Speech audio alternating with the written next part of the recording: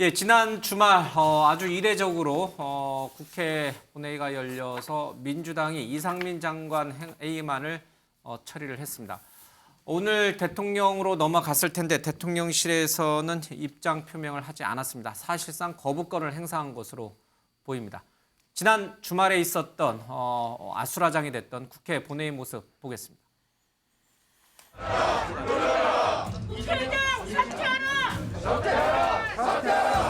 공휴일 본회의 개의에 관한 건을 의결하도록 하겠습니다. 이의 없으십니까?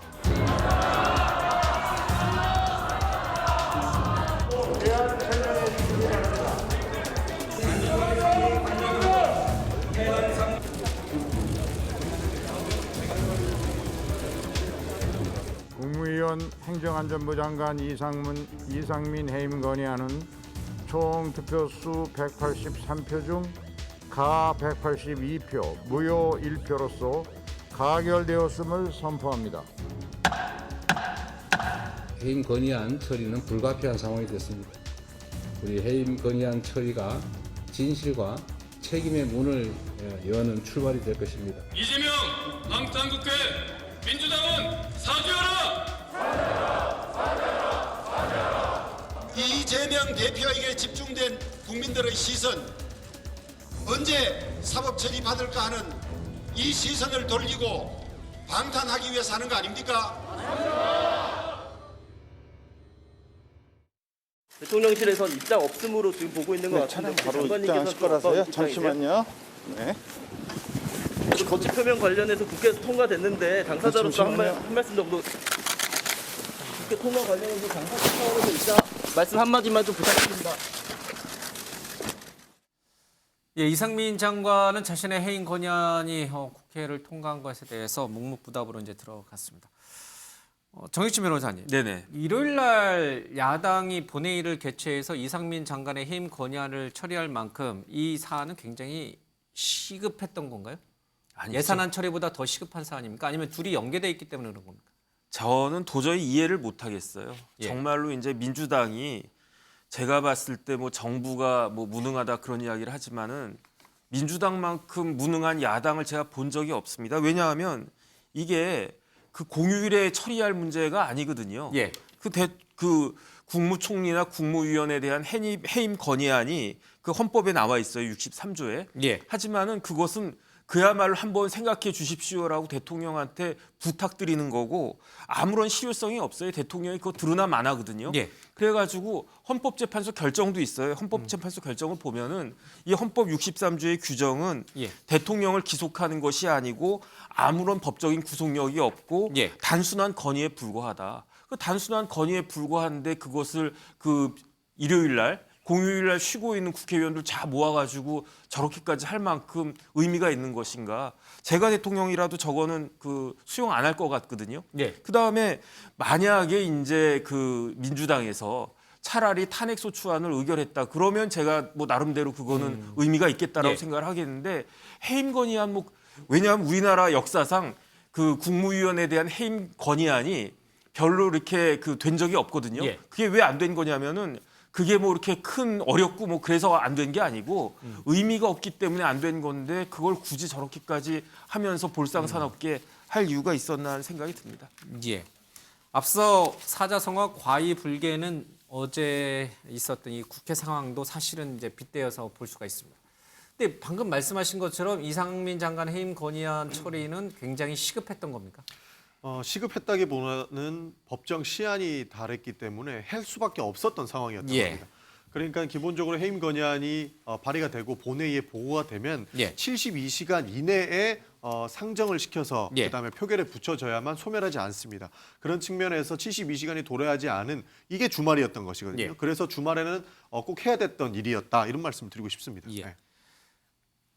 근데 궁금한 거는 이상민 장관입니다. 묵묵부답이었는데 자, 보통 예전에 김두관 전 장관은 본인의 해임안이 처리가 됐을 때 이제 자진해서 사퇴를 했죠.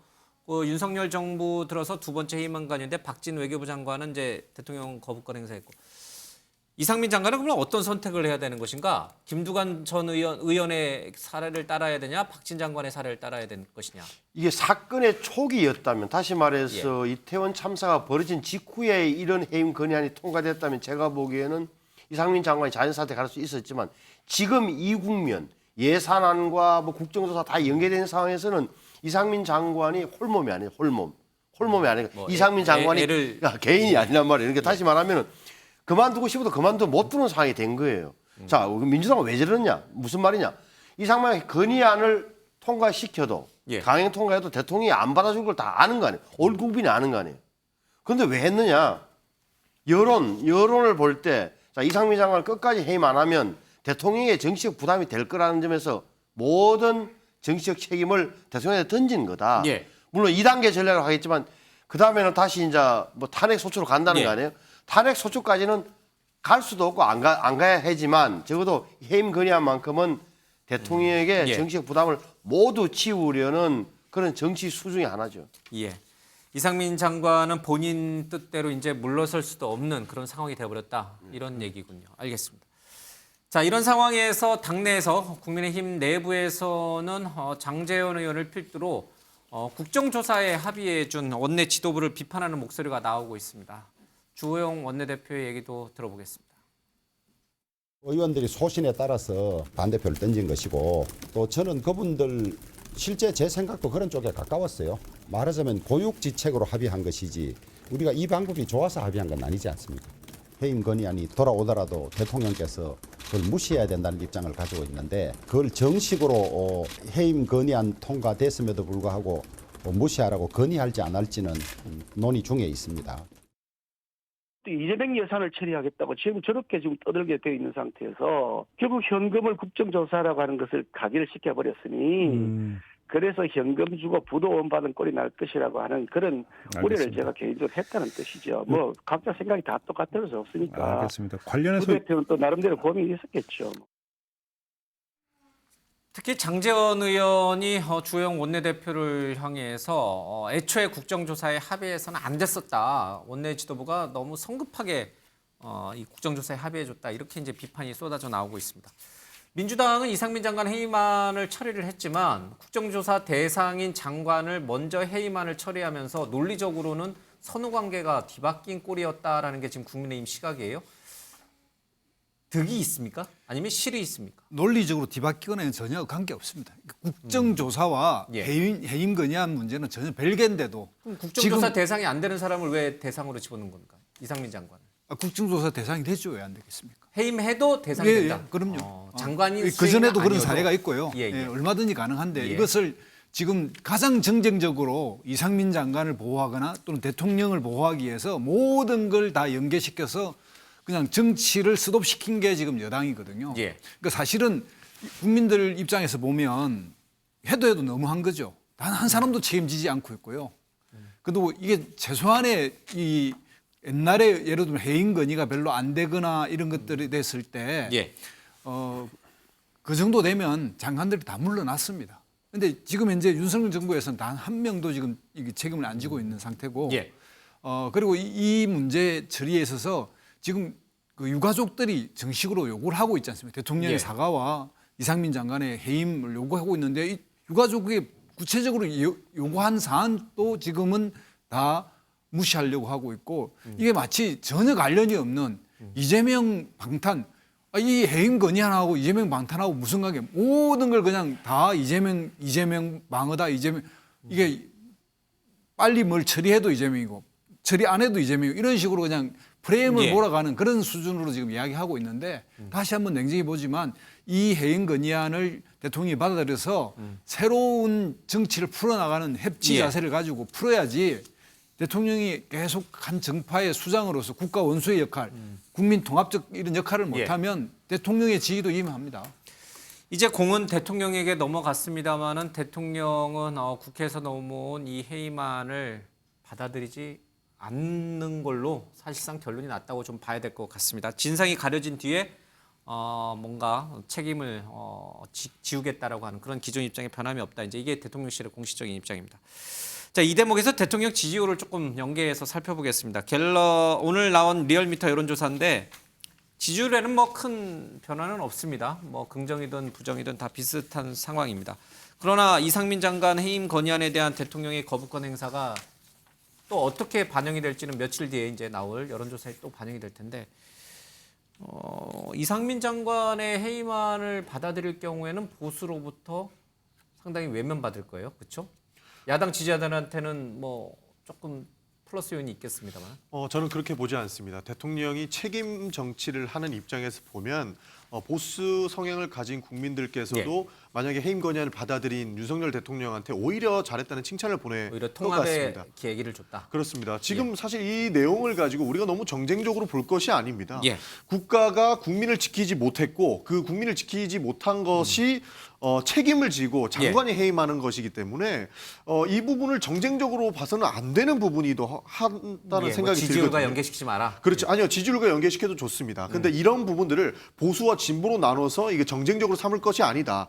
당연히 그 이태원 참사를 만들었고 그다음에 책임을 지기 위해서 이상민 장관이 뭐 자진 사퇴를 하거나 해임이 되는 것이기 때문에 해당 부분을 정파적으로 볼 것은 아니다. 이런 말씀을 드리고 싶은데 저는 아까 추가적으로 하는 말씀만 더 드리면 직후에 우리가 해임 건의안을 상정시켜서 통과를 시켰다면은 아마 이상민 장관이 자진 사퇴를 했을 것이다라는 말씀을 우리 신상범 의원님께서 해주셨는데 저는 반대로 생각합니다. 실제로 이태원 참사가 일어나고 난 이후에 대통령이 이제 그 이상민 장관을 만나서 등을 토닥여 줬었거든요. 그런 장면을 봤을 때 저희는 이렇게 둬서는 더 이상 안 되겠다 해서 해임 건의안을 발의한 거예요.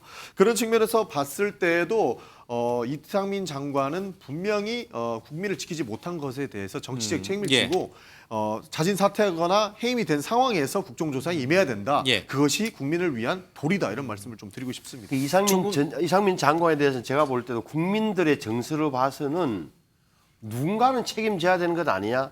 정치 도적 책임은 이상민 장관이 질 수밖에 없을 거라는 사실은 국민들도 느끼고 있는 거예요. 다만 야당의 공격에 의해서 물러나는 게 옳은지 그런지에 대해서는 판단을 유보하고 있다고 저는 느껴져요. 야당의 공격이 아닌 유가족의 요구에 의해서 물러나는 거예요. 물론 이제 그럴 수도 있겠죠. 다만 제가 왜 이야기를 계속 하느냐 하면은 적어도 이 사건에 관한 한 이번 이태원 참사에 관한 한 뭐라 그럴까 가해자는 없지만 가해자가 없는 사건이라는 점 또 하나는 모든 사람의 조금씩 단위의 잘못 구청은 구청대로 경찰은 경찰대로 소방은 소방대로 잘못한 결과가 쌓여서 이런 참사가 벌어졌다는 사실은 국민도 인지를 하고 있다. 또 하나는 이임재 용산서장에 대한 구속영장도 기각되는 걸 보면서 저렇게 책임이 가장 많다고 일반적으로 알고 있는 경찰서장이 법원에서 기각되는 마당에 자 저렇게 장관을 정치도덕적 외에 모른 책임을 물고 이런 생각도 함직한 것 아니냐. 여러 가지가 복합돼서 지금 나타나고 있다고 봐요. 150명이 넘는 성인들이 압사 사고를 당했는데 아무도 책임지는 사람이 없다. 잘못한 사람이 없다. 그러니까 이게 제가 보기에는 맞아요. 그 부분 분명한 사실이에요. 그런데 이게 이 정부가 만약에 뭐 숨기는 게 있었다면 지금쯤 자 112 신고 기록을 숨겼다. 이거는 어떻게 될 것 같습니까? MBN 톱뉴스고 온갖 언론에서 은폐 조작 이런 정권이 넘어갈 하지만 미리 112 다 공개해줘 이래 놓으니까 뭐라 그럴까 기분은 언짢고 사람들이 불만족스럽지만 뭔가 정면으로 문제 제기하기에는 꺼려지는 측면을 느끼고 있다는 거죠. 알겠습니다. 지금의 지지율은 사실은 파업과 관련된 화물연대 파업과 관련된 원칙적 대응이 상당히 긍정적 영향을 미쳤을 것으로 많이 분석이 됩니다. 근데 앞으로는 어떻게 될 것인가? 이상민 장관의 사태가 빠르면 빠를수록 지지율에 플러스일까 아니면 마이너스일까? 우리 30초만 드릴게요. 그 이상민 장관이 사퇴하면 지지율을 많이 오를 것 같고요. 그다음에 중요한 거는 지지율이 추세잖아요. 그러니까 완만해 보이지만 어쨌든 윤석열 대통령에 대한 지지율은 올라가고 있고요. 저는 그 이유 중에 하나가 뭐냐면 윤석열 대통령이 점차 이제 국정에 대해서 그 학습 효과 같은 것들이 있기 때문에 이전보다는 앞으로 훨씬 더 나아질 가능성은 많다라고 저는 생각을 합니다. 그러면 정 변호사께서는 이상민 장관의 사퇴가 빠르면 빠를수록 대통령 지지율은 더 올라갈 것이다 이렇게 보시군요. 이상민 장관이 사퇴하는 게 제가 봤을 때는 상식적인 거거든요. 근데 그 상식적인 것을 못하게 오히려 민주당이 막는 것이 아닌가 그런 생각까지 듭니다. 알겠습니다.